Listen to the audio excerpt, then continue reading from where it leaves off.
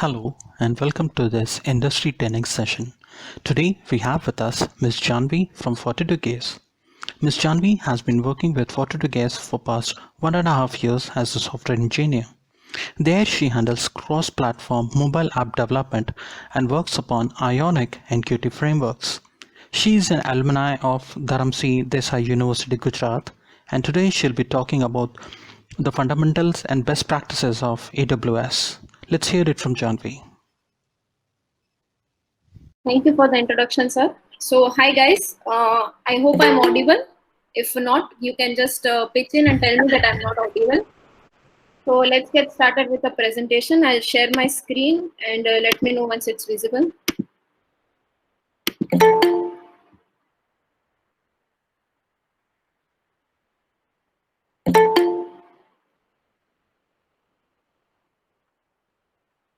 Is the screen visible right now?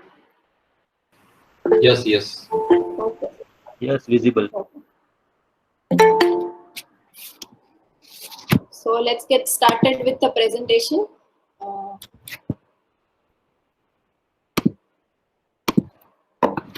So guys, we have gathered here to gain an insight on Amazon Web Services, also known as AWS, which is one of the most demanding cloud computing services. So let us look at the offerings of this session. We'll divide this into 8 parts. First is introduction to cloud computing. We'll cover what is a server, before cloud computing, why cloud, and what actually is cloud computing. Second part, we will cover the different service models of cloud computing. In third part, we will introduce AWS, its use cases and its advantages. In fourth part, we will see what is an instance. In fifth part, we will see what is EC2 and Elastic Beanstalk instance. We'll cover a demo of EC2 and Elastic Beanstalk instance. In seventh part, we will see some of the services provided by Amazon Web Services. And at the end, we will see what are the job and salary trends as a cloud engineer. So without any delay, let's get started. Okay. So in order to understand how actually cloud works, first of all, this is a basic term we all need to know, that what is a server, right? So server is a computer system which provides services to another computer. For example, let's say that I opened google.com.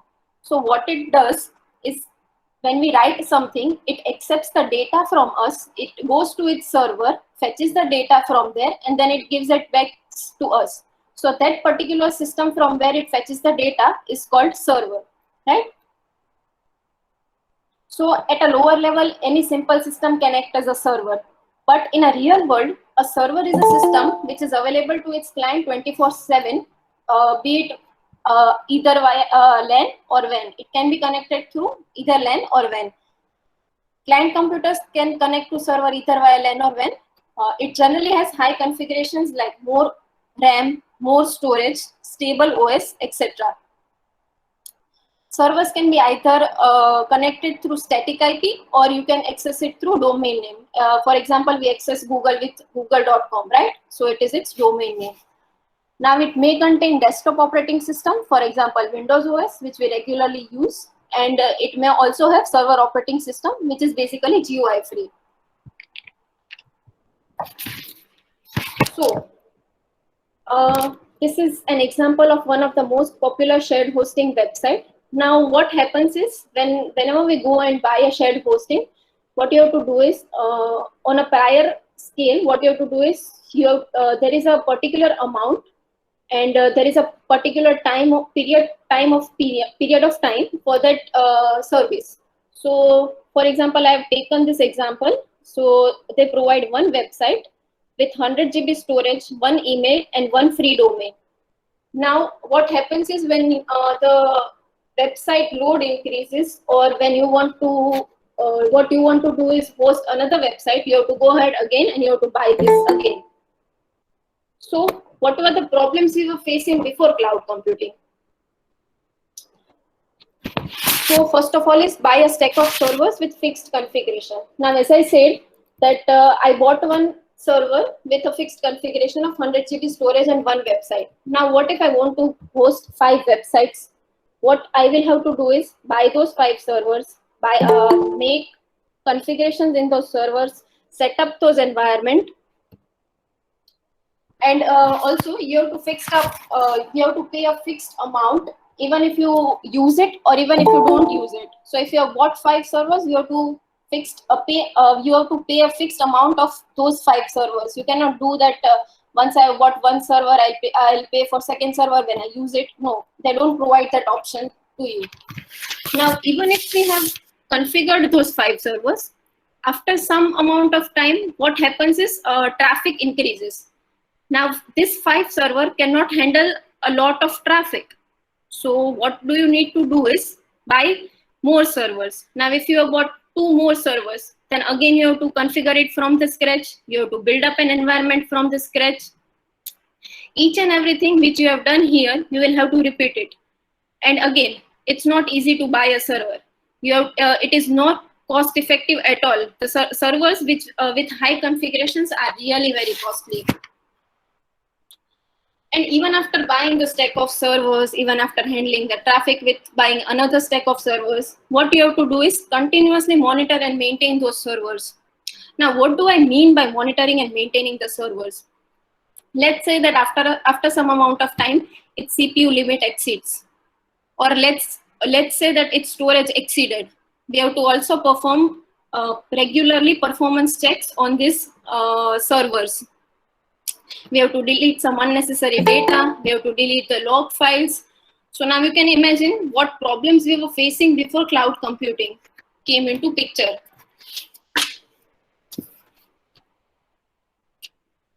So why cloud, right? Why do we need cloud?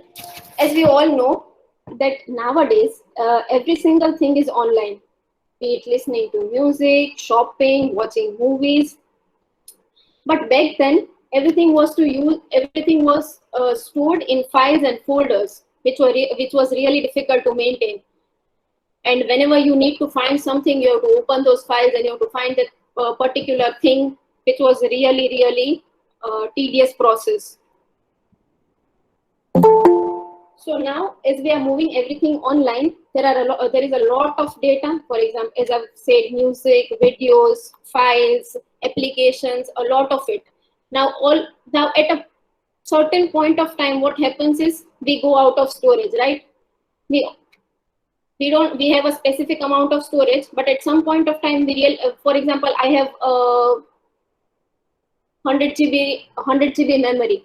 Now, after some period of time, it is going to exceed. So now, where will I store another data after that 100 GB get exceeded? Let's say I bought a hard drive and I stored it in there. But then I will have to maintain that hard drive. I will have to place it at a particular place when I need to access it, so it doesn't get misplaced. So these were the problems, and this is why we need cloud. Okay, so now what actually is this cloud and how do we store the data there? So this person is asking this IT guy that what are we supposed to do to store it in cloud? Are we supposed to just put the data in the balloons and release them in the air? And that's how we will store the data in the cloud? Is it so? So we will discuss what cloud computing is. But before that, if anyone of you wants to pitch in and if anyone of you knows what is cloud computing, you can share your ideas. Students can use the chat box to reply. And I hope the idea is clear that before the invention of the cloud computing, the problems which were faced by the IT industry, because they need to maintain the server, and maintenance of the server, it is not only the maintenance of hardware, it is also the maintenance of softwares which are running on that server and configuration of the servers. So there are 3 issues. The one is the hardware maintenance, configuration and installation of the software, and third is the software itself, because each and every software is a licensed software which you are running on or which you are supposed to run on the servers.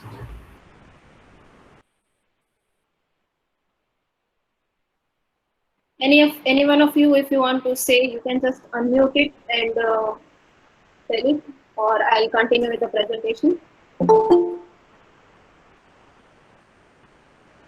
Yes, one reply from Dhruval: due to cloud computing, hard work becomes smart work. Yes, definitely, Dhruval, you are right. But if anyone wants to, anyone else who would like to share your ideas.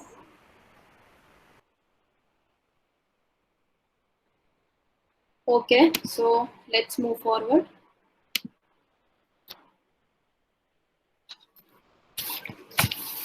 Okay, so what cloud in basic terms is a storage with an unlimited space.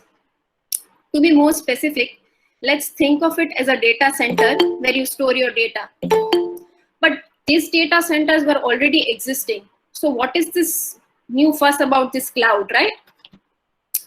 But cloud does not only store your data, it orchestrates your functioning applications, it monitors your data, which is connected in a network. So in all, it is not just the storing of data, but it is managing and monitoring your applications. So what kind of services are we talking about when we say that it rent you the services you need?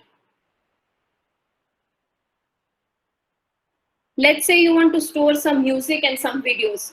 So what it does is it provides you a bucket where you can store it. Also, if you want to store some data in if you want to store some data in database, it also provides you with different kinds of database according to your needs. So to summarize what actually this cloud computing is, it is storing data, processing data, and accessing data from everywhere, from anywhere around the world. If you have one server in Asia at some particular region, say India, and you want to access to that server at some in US, then you can easily access it. There is no barrier of any physical system. Everything there comes virtually.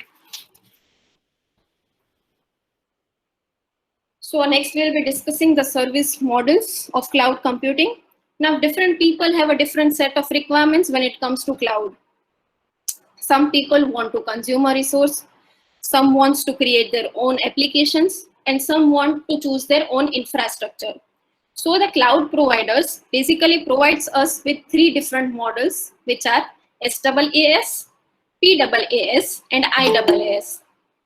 Now let's go in detail of these models. The first one is SaaS, that is software as a service. So what does software as a service means? What it does is it just leases us applications or softwares. That is, you are basically consuming a service they are providing and you don't have to worry about anything else. No infrastructure, no application, nothing. You are just going to use the service they provide. Let's consider an example of Gmail. We use it in day-to-day life, right?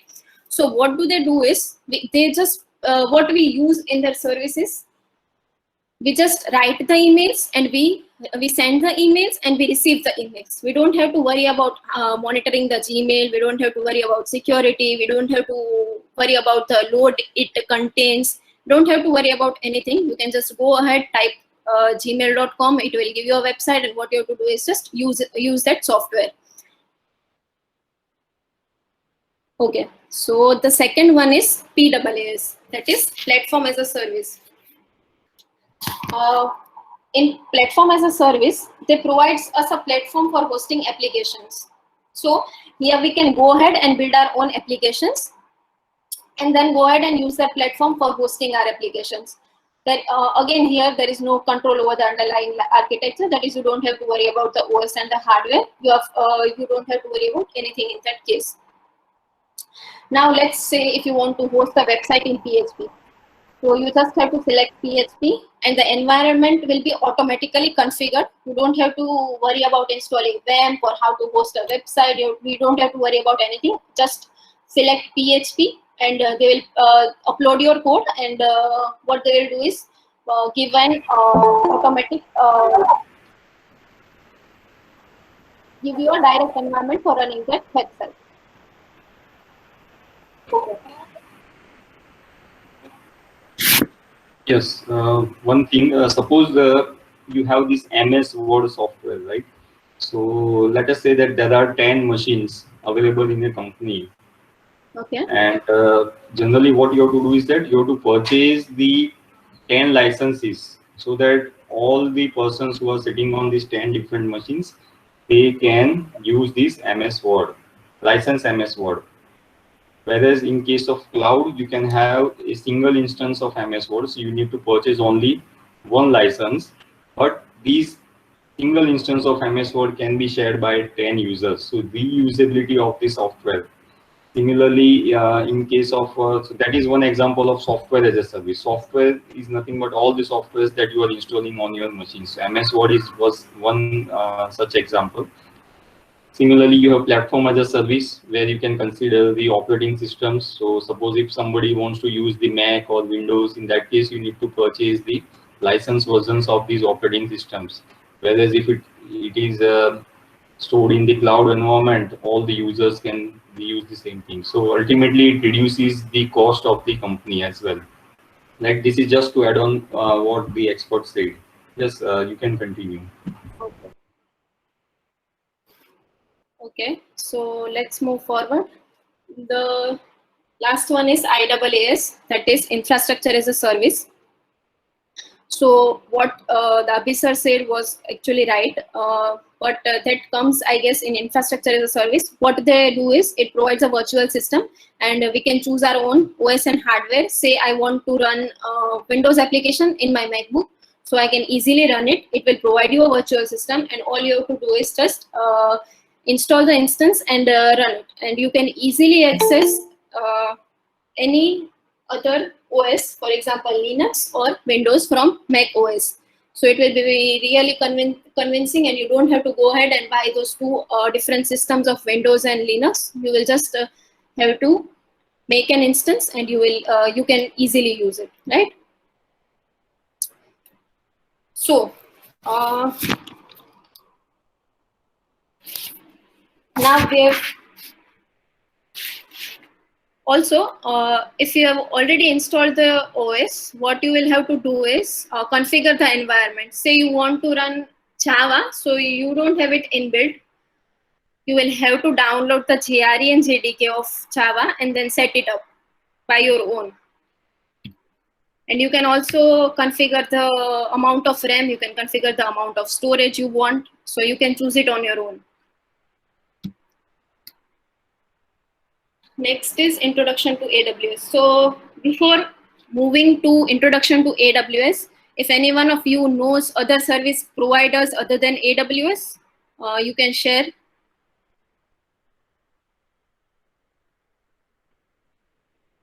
So we are talking about cloud since so long, right? And Yes, few students have written IBM is correct. IBM is also a cloud service provider. Oracle is there. Yes, Microsoft Azure is there. Yes. Google Cloud Provider is there. Google, Yes. Salesforce is there, correct? Right, Yes. right. Okay, so it's good to hear that everyone is familiar with this cloud providers. So AWS is basically the first thing that comes to mind when we talk about cloud providers, as it is highly popular and leaves other cloud providers way behind. And it is the oldest among the most of them. It was introduced in 2006, and AWS is a cloud service provider which is highly secure, and it is known for its security. Also, it offers the best computing power. When we say best computing power, let's say there are let's take three different cloud service providers, for example, IBM Cloud, Google Cloud, or say Microsoft Azure. Now, if we say that in total, the computing power of all these cloud providers is X, then AWS's cloud computing power is 6 times the computing power of all of those cloud providers combined. So you can imagine how huge it is, right? The next one is database storage. They have their own database storage, and it is very effective and very efficient. Then content delivery. Again, when it comes to content delivery, AWS leaves the way behind. And also it provides 175 plus services. No other cloud provider is providing this much services as much as AWS is providing. And also AWS has its center in India, in Mumbai, its data center. None of the other cloud providers has its data center in India. So it is a really big deal, right? Okay, so let's move ahead and discuss some use cases so that you get a clear idea. First one is scalability. Now, whenever we hear that results are announced, what we do is go to the website, log in, and try and see the results, right?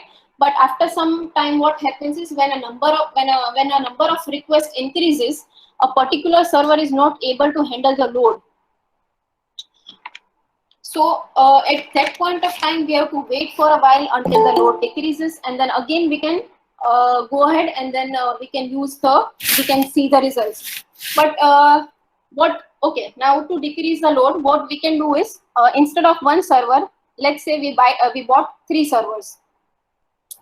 Now when we buy 3 servers, again we have to configure the environment and we have to deploy the application over there. But and one more thing which will happen is these 3 servers will be active only when the load increases. But you have paid the price of all these servers, and when the load decreases, the servers are not going anywhere. You have already paid the price; it will be there. The time of loading is really less. For example, let's say 2 hours. In 2 hours in 3 or 4 months, the load is very high. So for 2 hours, we bought 3 servers, which is not really feasible. The next one is on-demand storage. So let's say we bought a server with 500 GB RAM, 500 GB storage, and we store the data of 5 years students. Now, after some amount of time, what will happen is the storage will get full. So now when you want some more storage, when some more students come in, what you will need to do is you have to buy another hard drive or buy another server. You can't just modify the existing storage when we have simple system. So which is going to be really tough to maintain and monitor those different devices, because they do not give us the option of increasing the storage in the physical system we already have purchased. Another one is load balancing. So let's say that what I want to do is when it comes to for example, I have 3 different servers, one for computer branch, one for IT branch, and one for EC branch. Now, when certain traffic comes from computer branch, I'll redirect it to computer server, then to IT server and EC server respectively. Now, in order to balance this load, what we will have to do is purchase one other server, which will actually go ahead and divide the load. You can't just configure it anywhere. You need a server which will just go ahead and say when a URL comes, it will say that go to this server, go to this server, and go to the EC server. So again, you have to buy one more server for this. So how does AWS rectify this? So what it does is, when I said that I want 2 more servers, so what you can do is whenever traffic increases, what you have to do is just create a replica of the first server, and you can easily on a single click create another server which has same configurations, which has same environment of this server. You did nothing. You just have to click and you just have to tell them that I want another server with the same configurations. And again, if as I said, the traffic will be there for just some amount of time. So I can configure it that when the amount of request increases, say 500, that the amount of request increases from 500, what you will do is create another instance. Again, say the number of requests increases from 500 to 1000, and again the request goes from 1000 plus, you can create another server.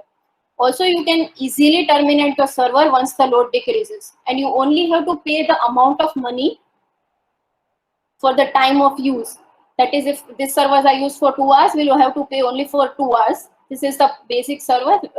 So you, as you have selected the pricing models, you will pay the price only for that. So this is this really decreases the amount of time you have to configure those servers, to buy those servers, and to maintain those servers. And you don't have to pay a lot of price for not using those servers. Next is on-demand storage. Okay, so what AWS does is, let's say you purchase one server with 500 GB storage. Now what you want to do is, I want to shift it from 500 GB to 1 TB, right?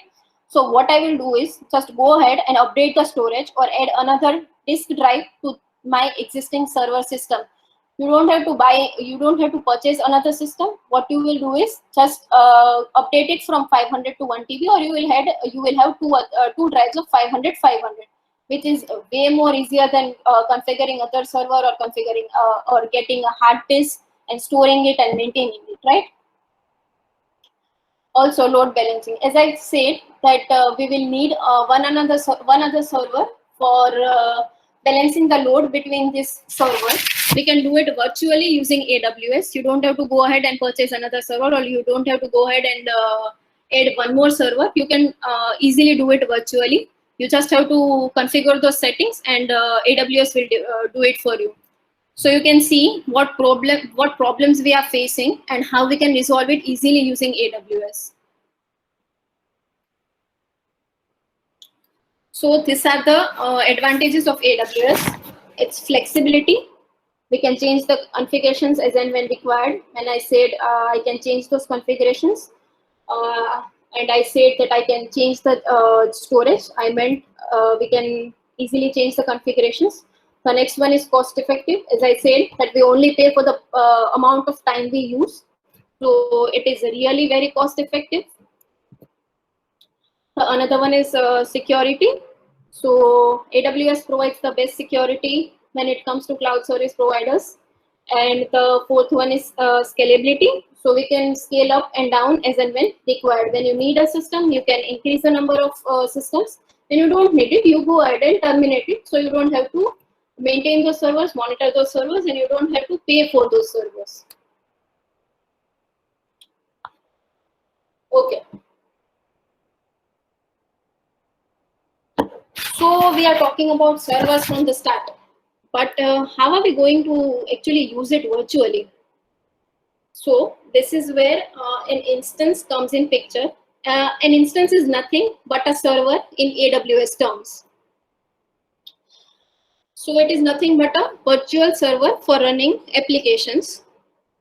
It can be understood as a tiny part of a larger computer, a tiny part which has its own hard drive, network connection, OS, etc.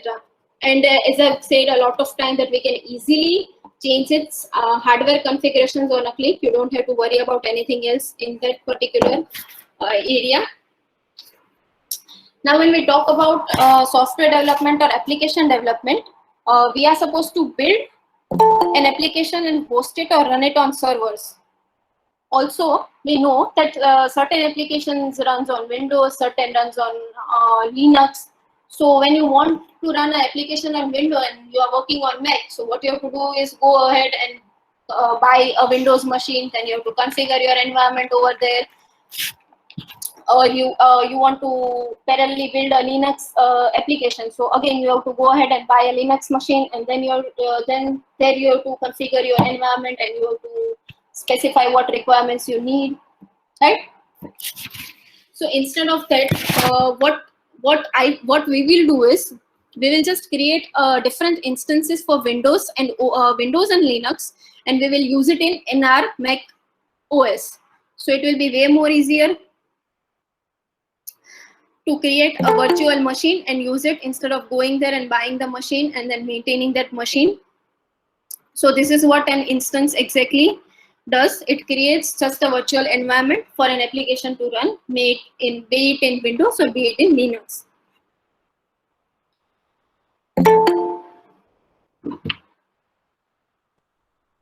Okay, let's move ahead. Okay, so most popular instances in AWS are EC2 and Elastic Beanstalk. So first we will look at the EC2 instance, and then we'll go ahead and look at the Elastic Beanstalk instance. So what is EC2 instance? EC2 is Elastic is nothing but Elastic Compute Cloud instance. Now, when I say that Elastic Cloud Compute, that means it is a service which lets you carry out the computation and practice. And when I say elastic, by that I mean it is fairly resizable and fairly reusable. Also, you can run your own applications in that EC2 instances. You can create, launch, and terminate the EC2 instances whenever needed. If you need it, you run it. If you don't need it, you terminate it so that you don't have to pay for the prices. Also, you can specify the amount of time an instance runs, and can also perform scheduling that I want to run it for 9 to 6 or 10 to 7. After that, it should automatically terminate. But what happens when we are talking about shared hosting is we buy a server or we buy some particular hosting. So what we do is we buy it for a month and then it will work for 24/7 and you have to pay the price for that. Here that thing is not exactly like that. What we have to do is that use this instance only for the particular period of time and pay for only the particular period of time. Okay, so let's go ahead and have a demo on EC2 instance and then we'll come back to Elastic Beanstalk instance.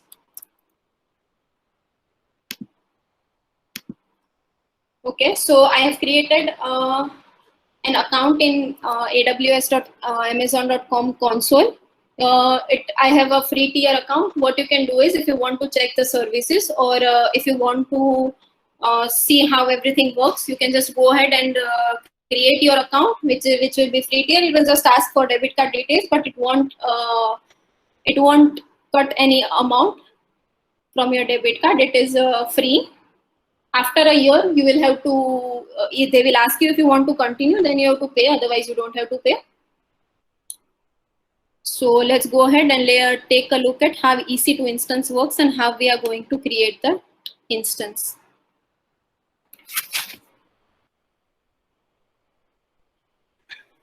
We'll go in the running instances. Okay, so this is EC2 dashboard. Here are the instances, the images, network and security, Elastic Bookstore.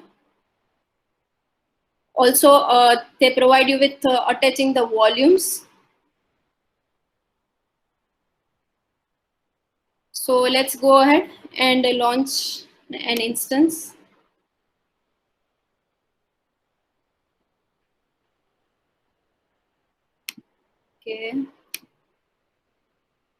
Okay, so as you can see, they have different configurations. They provide different configurations for Linux, Ubuntu server, Microsoft Windows, Microsoft Windows Server 2019, SQL Server. These are the different configurations. Some of them are free tier eligible and some of them are having their own cost prices. So we will go ahead and just select one Windows machine, which is free tier eligible. So let's select this.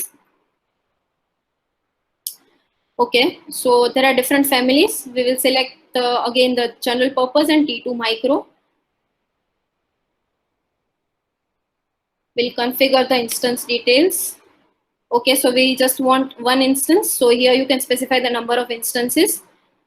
They have given, I'll just use the default network and subnet no preferences. I will just use the default configurations they are giving.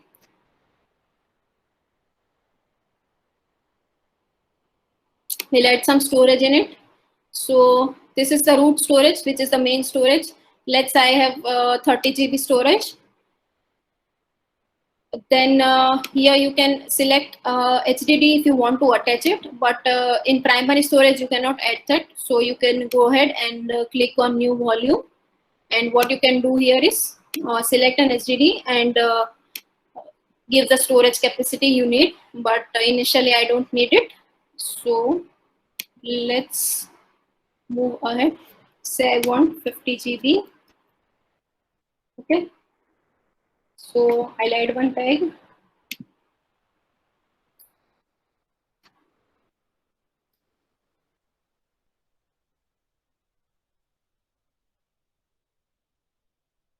You can also configure the security groups, that is who can access and who cannot access. You can check it. Here we are having the type RDP, that is anyone can access your desktop OS from anywhere around the world. Any incoming traffic can be there. We are using TCP protocol. There are different types of then we have specified the port range, the source. Just let it be. Just move forward, and we will review and launch the instance. Okay, they are saying that you have not. There is no security, but we don't want anything right now, so we'll just launch it. So what here you can choose an existing key pair. Now you will have to use this key pair whenever you launch the instance. So I'll go ahead and create a new pair. Say TDIT AWS demo. And I'll just download the key pair. Make sure you download this key pair, otherwise you won't be able to use that instance. And we will launch the instance. Okay, so it will take a minute or two to launch that instance.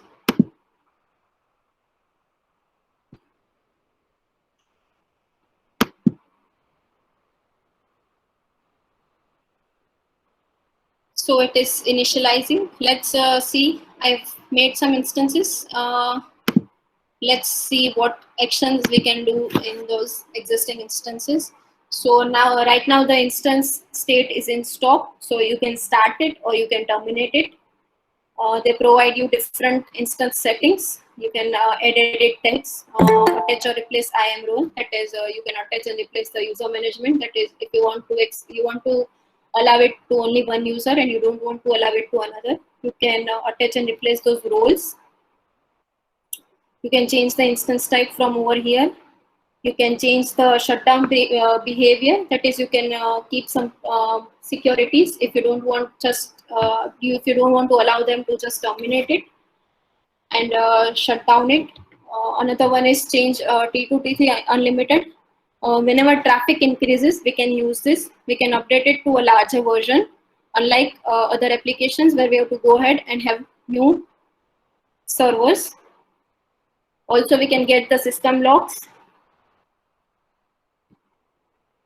Okay, so this is an image. As I said, that we can create a replica. You can create an image for this. They provide you some networking, so you can change the security groups. You can change. You can attach a network interface. As I said, that if you want to access it from somewhere around the world, you can easily do it. They provide you CloudWatch monitoring.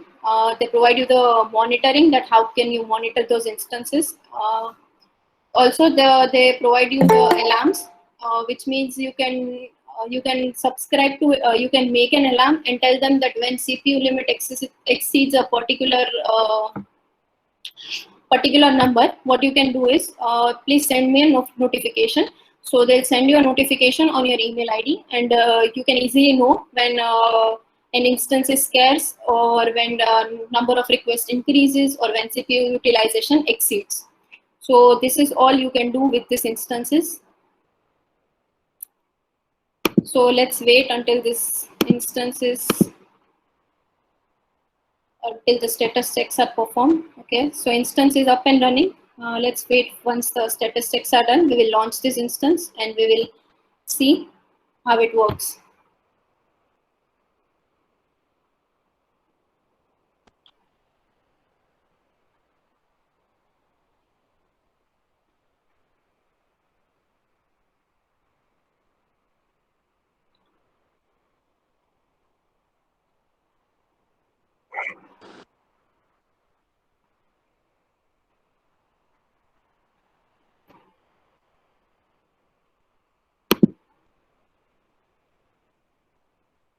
Okay, so here I have the running instances as 1. I have generated the key pairs in the past, so there are different key pairs here. Here, dedicated the count of dedicated host. I have attached some volumes in the past, so they provide me with the volumes. If you have some load balancers, they'll provide you with the load balancers. You can configure it from here. There are some security groups. You can configure the security groups, who can access it, from where he can access it, from which IP he can access it. So all you can do, everything you want to do, you can do it from here in EC2 dashboard. Let's check if we are ready with the instance. Okay, so status checks are performed. Now let's select this instance and connect it. So I need a password in order to connect to the instance. So what I'll do is get the password. Okay, let me first download the remote desktop file. Now, in order to get the password, I will have to choose the particular file which we have downloaded.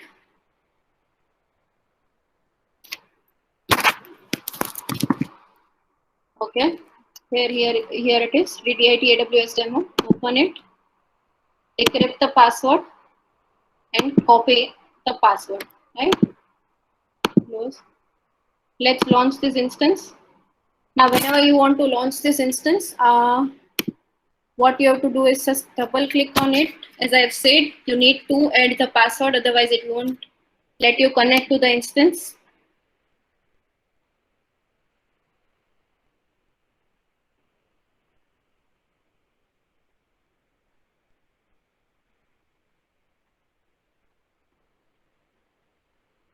Okay, so the instance is getting launched and it will start within 10 seconds.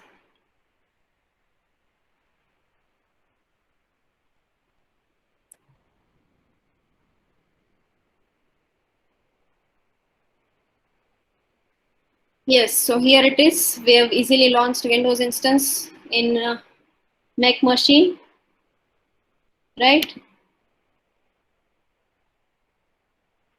So let's go ahead and check if everything's working fine and if we have got the 50 GB, 40 or 50 GB local disk. So here it is.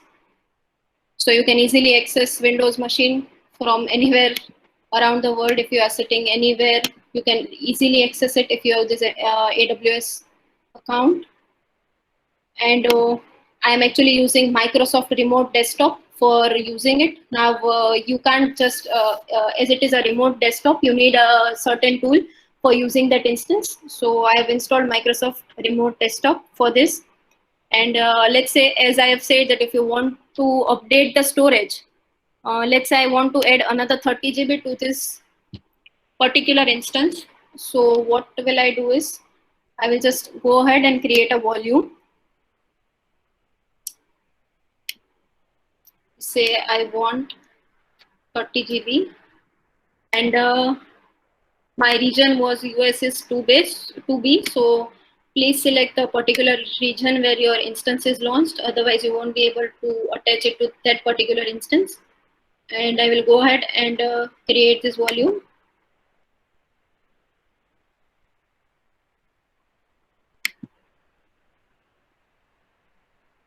Okay, so this is the one I have just created right now. So now what I want to do is go ahead and attach this volume to my existing instance. So click on actions, go and select attach volume. They will provide you the instance IDs. So this one is running right now, which we are using. So let's attach this. Let's wait until it's attached.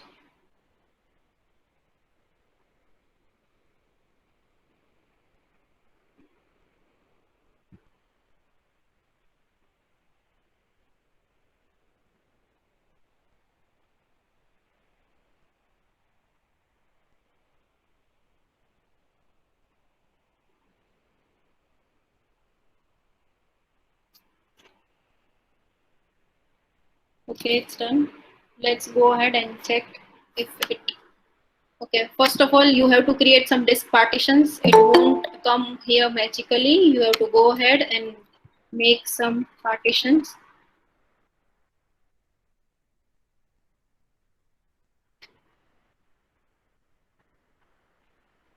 So as I've said, we have added 30 GB storage to this particular instance.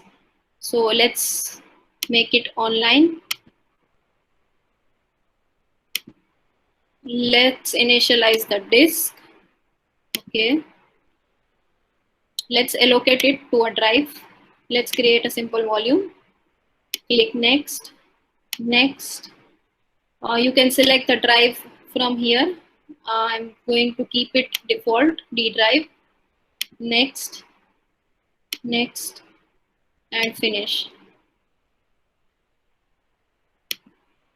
So there you go. You attach the 30 GB drive to the existing instance so easily. So let's go ahead and understand. This is, and if you are not using those instances, what you can do is go ahead and terminate those instances, because they charge you some amount if it exceeds a particular number of hours. So have a practice on just stopping the instances, right? So just stop this instance. And if you don't want to use it again, you can just go ahead and terminate that instance. Let's get back to the presentation. So we have understood what EC2 instance is and how it provides us a virtual system. And basically, as we have seen, 3 different service models. It comes in infrastructure as a service. You just provide them the configurations you want, and they provide you with a full system with specified hardware and specific OS. So the next is Elastic Beanstalk. Now, AWS Elastic Beanstalk is a platform as a service where you can deploy your application which you might have developed using PHP, .NET, Java, anything. So it is really easy to use service for deploying and scaling web applications without configuring any environment. As I've said in platform as a service, if I want to create a PHP website, what I will do is go ahead and say that I want a PHP website, and they will select it from the list and they will configure the environment for us. So let's consider an example to simplify this further. Let's say I want to buy a computer. Now I have 2 options to buy a computer. What I can do first is I can go to a computer warehouse. I can find the parts I need and I can assemble them. Or the second one is I can just go to a shop, tell them my hardware requirements that I need this OS, I need this much RAM, I need this much storage. So what they will do is they will provide me a computer. Now obviously the second option sounds way more easier than the first one, right? So this is exactly what Elastic Beanstalk does. You just provide them that I want to make this particular website on this particular machine. They will handle each and everything on their own. You just have to provide them the code, and they will handle the deployment. They will handle the load balancing. They will handle the auto scaling, and also they will handle application health monitoring. You don't have to do anything, and you don't have to worry about any underlying architecture or anything. So, and also it keeps online platform up to date. So this is the difference between EC2 instance and Elastic Beanstalk instance. Now let's go ahead and see how Elastic Beanstalk works. We've already seen how EC2 works. Let's go ahead. We'll go in services and we'll select Elastic Beanstalk from here.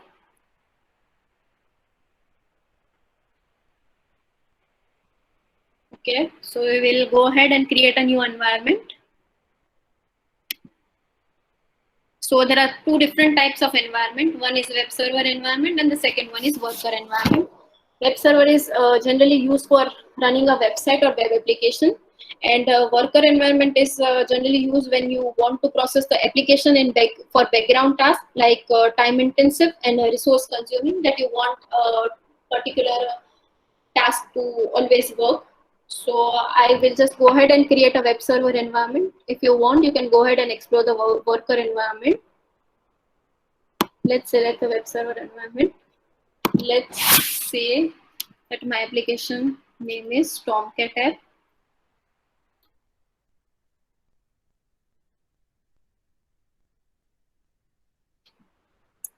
Okay, environment. Let's say I want DTIT Tomcat demo. Please check the availability. Okay, it's available. I don't want to use a custom platform. I'll just choose the default one. And there are different platforms over here: .NET, Docker, Java, Node, PHP, Python, Ruby. I want Tomcat.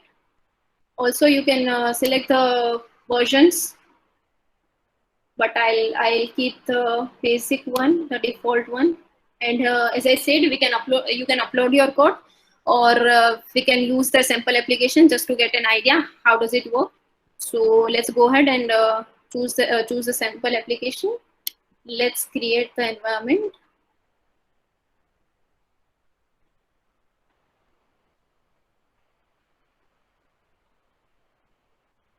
Okay, so it will take a minute or two for creating that environment. But as we already discussed, it really saves a lot of time. All you have to do is select the platform and upload the code. You don't have to install anything. You don't have to configure anything. You have just selected that you want this environment. You want it for this purpose, and they will directly give you that environment. So they have already initialized the storage bucket that we are going to store the data of that particular website or web app. So let's wait until it is initialized.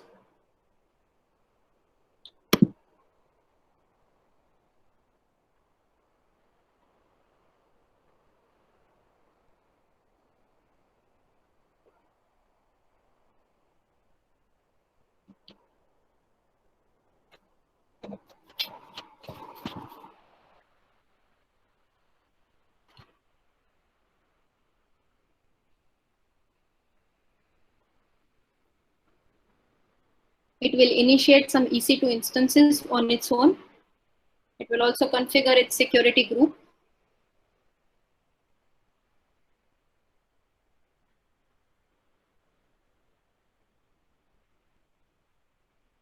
Okay, so they have already initialized the instances, and we are waiting for it to launch. They have also created a security group, as you can see over here.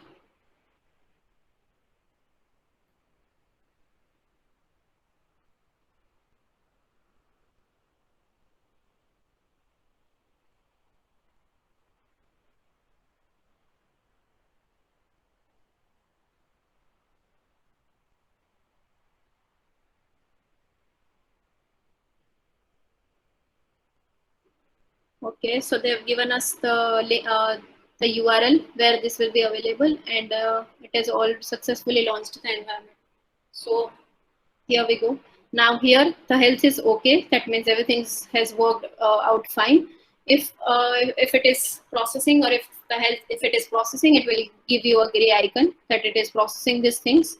Here the running version is sample application. We have chosen sample application over here. Also, we can upload our code and deploy it, and we can do that also. The another thing is they have mentioned the platform. They are providing Tomcat 8.5, which we have already selected. Here are the events which which they have performed when they launched the environment. So you can just go. Here is the link URL where you can go ahead and check if it works fine or not. So congratulations. As I said, it was really simple. You did nothing. This was the sample application, but you can also upload and deploy your own code, and they'll give you a URL, and you can just go ahead and check if it worked or not, right?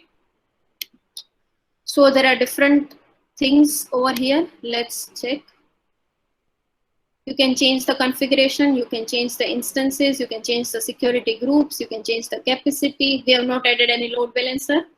So you can also change the security. Here is an edit option. You can change and go ahead and add some monitoring tools in this. You can add notifications. If, as I said, that if you want a particular notification at a particular point of time, you can go ahead and add those notifications. Another thing is logs. If you have If you want to check logs of your application, you can go ahead and request them the logs. They will show you the logs over here. It shows the health status. So as we have already deployed the application, the health status is okay. The next one is monitoring. Okay, so here it gives you the CPU utilization, max network in and max network out. You can specify the time range and period over here. Alarms, you can go ahead and start and create an alarm for CPU utilization, or for when number of requests exceeds, or when there is a high load in that website, you can do that. These are the events which has taken place from when we started configuring this environment. And you can add tags. So this is it, guys. You don't have to do anything. What you did was just selected one of the environment which you want to deploy your code in, and uploaded the code or used the sample application, and they give you the ready, and you don't have to do anything else, and just go ahead and click on the website, and you can see that it is running fine. So let's move back to the presentation.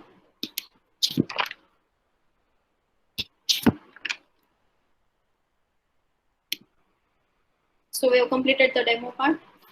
Now, these are the different services provided by AWS. As I've said that it actually provides 175 plus services, but I've just mentioned the few basic ones which are mostly used. So the first one is computing. Computing is used widely, and as I said that it is well known for its computing power. And it actually was started first of all because of this computing services, as it provides a virtual system with a high configuration. For example, I want a system with 300 GB RAM. It won't be feasible to buy a physical machine, but if instead of a physical machine, if there is a virtual machine, then it will be way more easier to configure it and to use it. The another one is storage. So AWS provides storage services. For example, let's consider Prime Video. So in Prime Video, we know that there are a lot of music and video files, right? And those are binary files. So these binary files can be stored in their storage services. There are various storage services provided by AWS. The third one is networking. As we know that we might have different systems around the world. If you want to access one system from one geographical area to another geographical area, it is not really feasible to access the virtual physical system from there. So what we can do is we can specify some networking protocols, and we'll be able to access it from anywhere around the world. The next one is database. AWS provides its own database services. So you can store your text format in the database. Fifth one is analytics.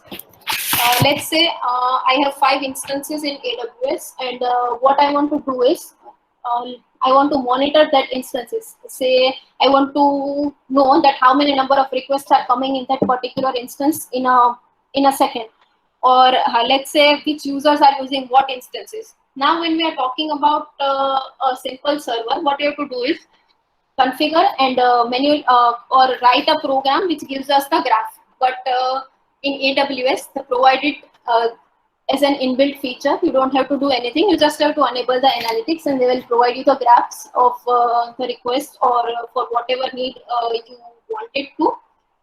Another thing is tools for IoT. That is how can you connect non-smart devices. So one of the tools they provide is Greengrass. That's it, I guess. Different services are covered. Now let's move forward. Okay, job and salary trends. Now I hope, now I guess most of you are really be thinking that we don't want to host a website, or we don't want to deploy an application, and we are not interested in coding. So why should we actually study AWS, or why should we know anything about AWS? But there is a different another story to this picture.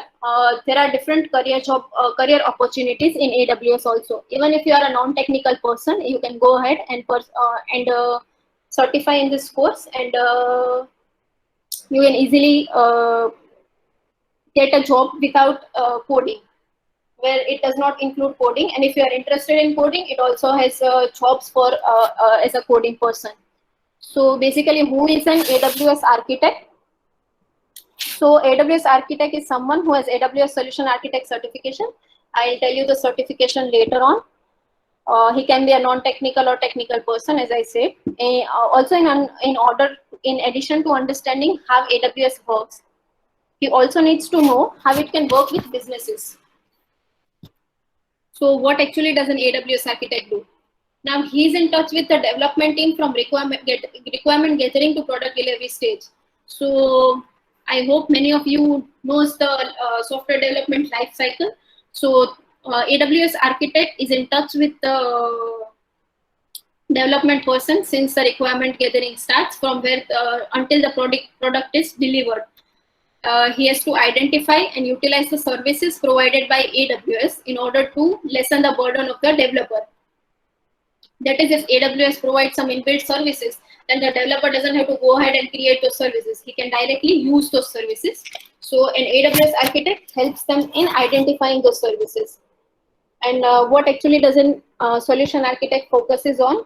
So he'll focuses on the look and feel of app platform to use for creating the solution. He has to know what risks comes with utilizing those third-party frameworks, and also he has to monitor. He has to be aware of maintenance and future scalability. Now in India, average base pay for an AWS engineer is 6 lakhs. It goes as high as to 16 lakhs, and it goes as low as to 3 lakhs. This is just from January to July, guys, for 2020. It might vary in different year and different point of time, but this is the base pay of 2020. Now also there are different factors affecting the AWS salary.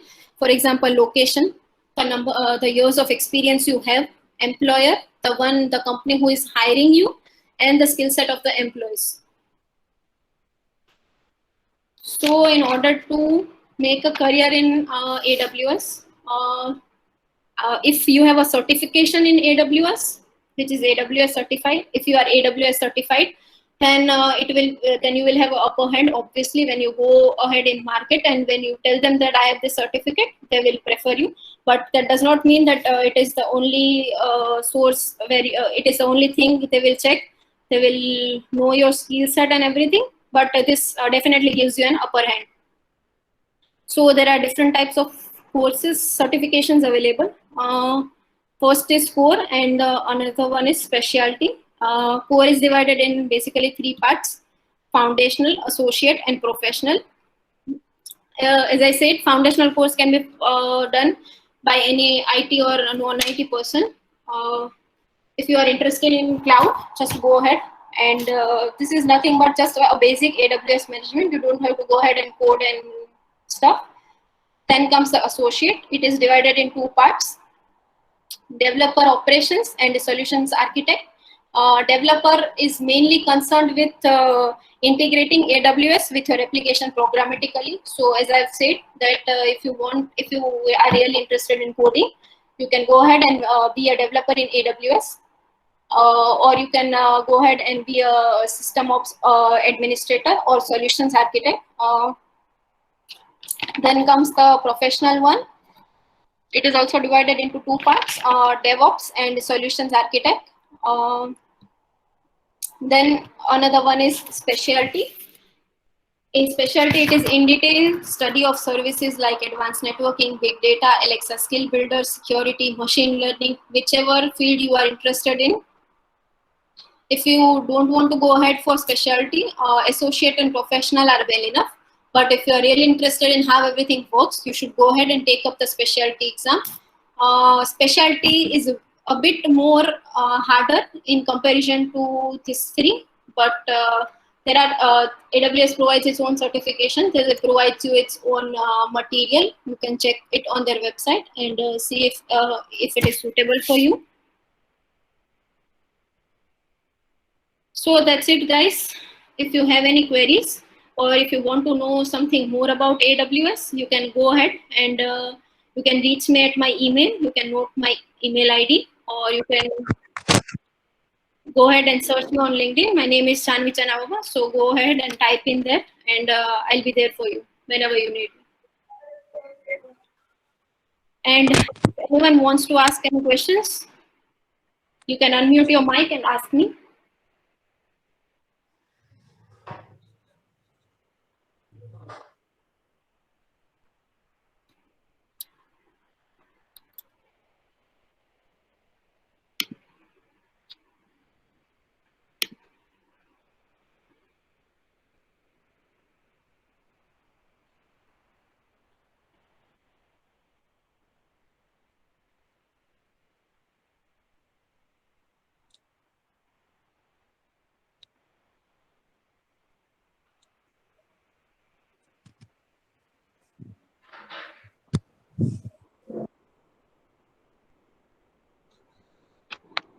Hello.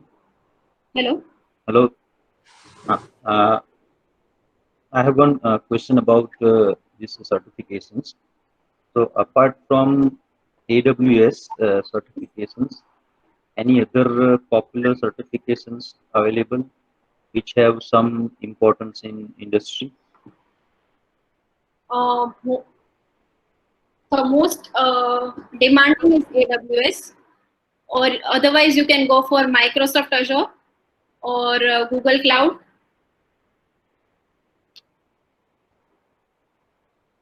About certification is on AWS technology, but it's provided by maybe some other organizations.